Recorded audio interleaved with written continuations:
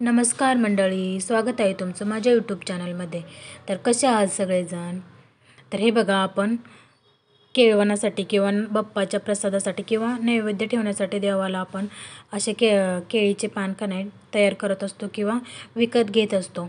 तर हे बघा, मी घरच्या घरीच असे छान पद्धतीने केळीचे पान तयार केलेले आहे. त्यासाठी मी कशाचा यूज केला, किती कापड यूज केले हे पाहूया आपण डिटेलमध्ये.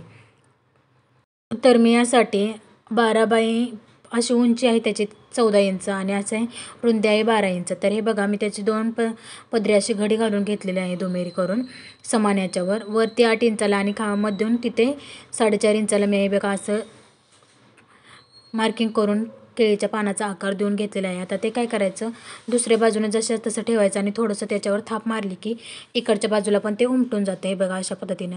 आणि त्या उमटलेल्यावरून आपण काय करायचं, फक्त खडूने पूर्ण असं दिसते पुसट त्यावरून आपण ड्रॉ करून घ्यायचं. जर नाही तुम्हाला समजलं तर पुन्हा तुम्ही मेजरमेंट टाकू शकता. तर हे बघा अशा पद्धतीने इथं आपल्याला फक्त अस्तरचं एक कापड आणि मेन फॅब्रिकचं एक कापड आणि त्याच साईजचं सेम पेपर घेतलेला आहे मी. हे बघा, आता हे कट करून घेते. इथं केळीच्या पानाचा आकार आपला तयार झालेला आहे व्यवस्थितपणे. तर मी एक अस्तरचं कापड, एक मेन फॅब्रिक आणि एक पेपर हे तिन्ही एका सेम साईजचं कट करून घेतले, म्हणजे केळीच्या पानाच्या आकाराचे कट करून घेतले. आता काय करूया, आपण मशीनवर याला स्टिच कसं करायचं ते पाहूया. आता पहिल्यांदा मी अस्तर खाली टाकले, त्यानंतर मेन फॅब्रिक टाकले आणि त्यानंतर पेपर ठेवलेला आहे. आणि अशा पद्धतीने हे बघा, त्याला आपण काय करणार आहोत, शिलाई व्यवस्थितपणे पूर्ण तिन्ही बाजूंनी मारणार आहोत आणि एक बाजू जी वरची बाजू आहे ती फक्त काय करणार आहोत, आपण ओपन ठेवणार आहोत. तर इथं 2-2 शिलाई मारून घ्यायचे, एक्स्ट्राचं कापड कट करून घ्यायचे आणि कट मारून घ्यायचे त्याला छान असे.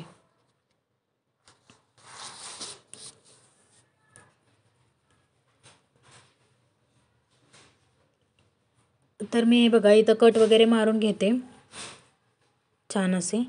2 वेळा शिलाई मारून कट मारून घेते. जे एक्स्ट्राचं कापड आहे ते कट करून घेते आणि आपण जी वरची बाजू ओपन ठेवलेली आहे त्यामधून काय करायचं, आपण त्याला ओपन करायचे, म्हणजे उलटं करून घ्यायचं आहे. त्यामुळे काय होतं, केळीचं पान आपलं छान फिनिशिंगमध्ये तयार होतं. असं स्टिच करताना असंच करायचं शक्यतो, त्यामुळे छान असं फिनिशिंग पण येतात. तर तुम्ही इथं कॅनव्हासचा पेपर जरी यूज केला तरी चालतो आणि असा साधा न्यूजपेपर जरी यूज केला तरीसुद्धा चालतो. दोन्हींनीही केळीचं पान कडक होतं. साधा पेपर जरी यूज केला तरी केळीच्या पानाचं फिनिशिंग एकदम छान असं येतं. तर हे बघा, असे कोपरे वगैरे टोकदार ह्याने काढून घ्यायचे, क्रूडायवरने किंवा पेनाने, तुम्हाला ज्याने योग्य वाटेल त्याने तुम्ही काढून घ्यायचे आणि छान फिनिशिंगमध्ये शिलाई देऊन वरनं दाबटीप देऊन घ्यायचे, म्हणजे त्यामुळे काय होतं, छान असे खालचा अस्तर वगैरे दिसून येत नाही आणि छान असं त्याला लुकसुद्धा येतो, फिनिशिंगमध्ये ते दिसतंसुद्धा. तर हे बघा, मी इथं शिलाई देऊन घेते.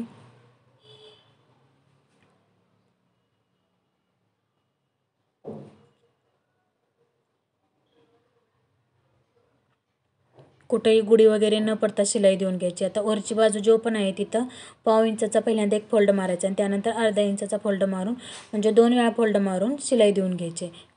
तर मी पहिल्यांदा 1/2 इंचाचा फोल्ड मारून एक शिलाई देऊन घेते. समान करायचे कापड तिथंही कटिंग करून व्यवस्थितपणे.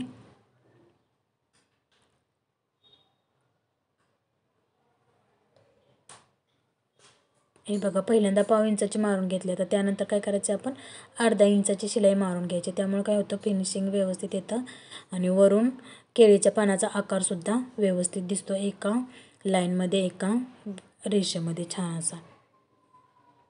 तर हे बघा, इथं मी 2 शिलाई मारून घेतलेल्या आहेत. धागेदोरे व्यवस्थित कटिंग करून फिनिशिंगमध्ये घ्यायचं आहे. आता त्यानंतर लुक येण्यासाठी आपण इथं केळीच्या पानाला काय करणार आहोत, लेस लावणार आहे. गोल्डन कलरची लेस लावून घेणार आहोत आपण. हे बघा, मी इथं समोसा टाईप लेसचा यूज करते आणि मी फक्त वरच्या बाजूलाच अशी लेस वापरणार आहे. खाली आपण जे खालच्या बाजू आहे ना, म्हणजे जिथं खालून आपण शिलाई मारली होती तिथं मी छोटी लेसचा यूज करणार आहे. तुम्हाला जशी आवडेल तशी तुम्ही वापरू शकता तुमच्या पद्धतीनुसार. एकदम सोपी पद्धत आहे आणि एकदम कमी वेळामध्ये हे 10 ते 15 मिनटामध्ये केळीचं पान एकदम तयार होऊन जातं. हे बघा, अशा पद्धतीने आता मी इथं गोल्डन कलरची लेसही लावून घेते आणि लेस लावल्यानंतर तुम्हाला लुक दाखवते. तर आता मी लेस लावून घेते. तोपर्यंत जर तुम्ही चॅनलवर नवीन असाल तर चॅनलला सबस्क्राईब करा आणि प्लीज आपल्या चॅनलला सपोर्ट करा असेच नवनवीन व्हिडिओ पाहण्यासाठी बेल आयकॉनवरही प्रेस करा. तर हे बघा अशा पद्धतीने मी गोल्डन कलरची लेस पूर्णपणे लावून घेतलेली आहे आणि थोडंसं लूक किंवा थोडंसं ट्रेडिशनल पद्धतीने आपल्या महाराष्ट्रीयन पद्धतीने वाटण्यासाठी मी इथं स्वस्तिकचं चिन्हसुद्धा काढून घेते आणि त्याच्याखाली मी श्रीचं पण असं श्री म्हणून सुद्धा काढून घेणार आहे. तर हे बघा मी इथं ॲक्रेलिक कलरचं यूज केलेला आहे, जो निघत नाही कपड्यांवरून. शक्यतो असं जे कापड असतं ना त्यावर तो व्यवस्थितपणे राहतो, निघण्याचे चान्सेस नसतात त्याचे म्हणून. तर आता आपण त्याला काय करूया, कलर करून त्या स्वस्तिकला व्यवस्थित फिनिशिंग देऊन घेऊया.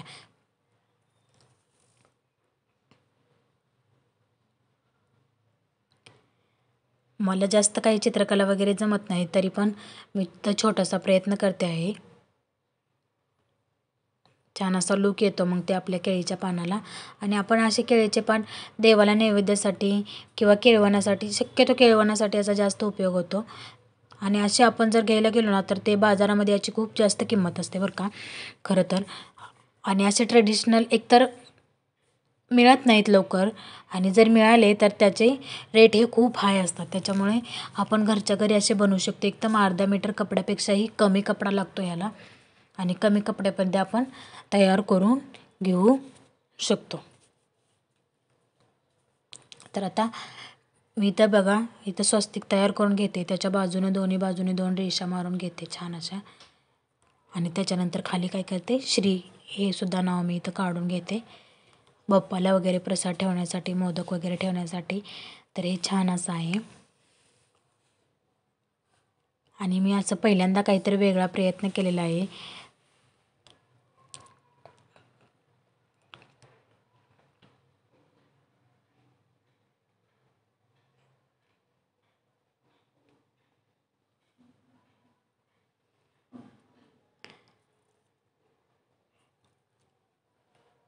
तर आता हे बघा यात पलीकडच्या ह्या बाजूच्या 2 रेषा आणि त्या बाजूच्या 2 रेषा असं सगळं काही पेंटिंग करून श्री मी तयार करून घेते इथे श्री नाव.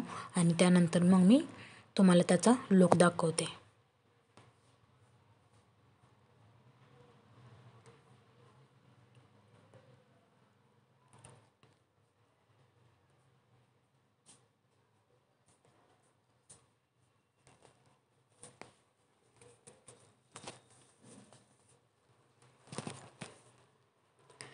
इथं मला श्री हे छोटंच काढावं लागणार आहे, कारण त्याचे माझं मी जे पान केलेलं तयार आहे ना केळीचं पान, ते एकदम छोट्या साईजमध्ये म्हणजे मध्यम साईजमध्ये तयार केले. हे बघा अशा पद्धतीनं मी इथं श्री वगैरे काढून घेतले. छान अशी बॉर्डर वगैरे आलेले आहे. जर तुम्ही चॅनलवर नवीन असाल तर चॅनलला सपोर्ट करा. छान असं पान तयार झालेलं आहे, केळीचे पान.